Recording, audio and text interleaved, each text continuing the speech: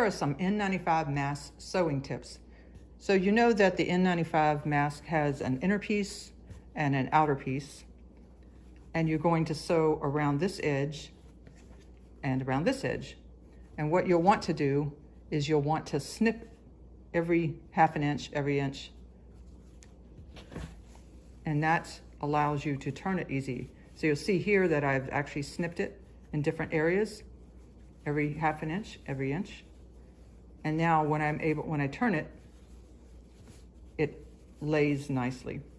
You also want to top stitch each piece. So this is an inner piece and it has top stitching on it. So what you'll do is you'll lay that seam down and you'll top stitch all the way down. And you'll do this on the other piece as well. This is the outer layer. And I've already sewn this down. And that gives the mask more stability.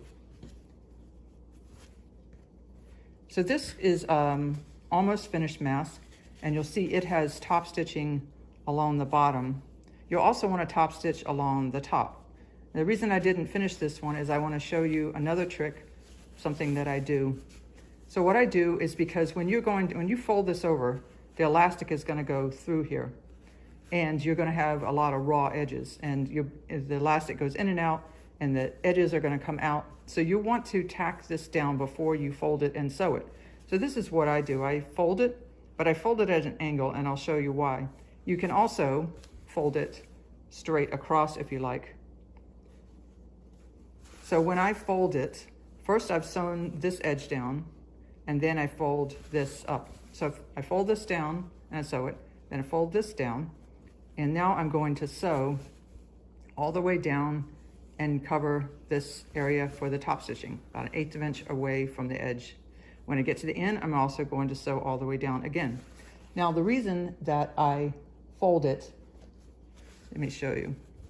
The reason why I angle it is when I then fold this to be my casing for my elastic, this way I can make sure that the edge is not going to go over. Like here, if I fold it straight across, it may be perfect or it may go over the edge, but that's just a little option that I do, but it's not necessary. You can fold it straight across or you can angle it in.